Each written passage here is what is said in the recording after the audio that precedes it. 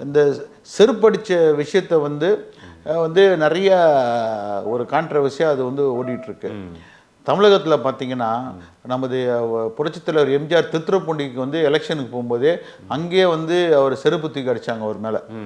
அப்போ மூப்பனார் வார்ன் பண்ணார் போவேன் நான் இந்த கேம்பெயினுக்கு. எஸ்டிஎஸ் தான் கூட்டு போனார் அவரை இந்த மீட்டிங்க்கு. அப்போ திருப்பி அந்த பிரச்சனை ஆன பிறகு டிவியில் வந்து சத்தம் போட்டார் வந்து புரட்சித் தலைவர் எம்ஜிஆர் வந்து எஸ்டிஎஸ் நான் மூப்பனார் பேச்சை கேட்காம போனேன், உன் பேச்சை கேட்டுக்கிட்டு. தஞ்சாவூர் பாலிடிக்ஸ் மூப்பனார் நிறையா தெரியும். அதுமாதிரி கலைஞர் சிஎம்மாக இருக்கும்போது அவர் சேப்பாக்கில் வந்து 96 2001 எம்எல்ஏ இருக்கும்போது ஒரு ஃபயர் ஆக்ஷன் இருக்கும்போது நேராக மாவட்டத்தில் கிட்டு அவர் கூட்டு போயிட்டார்.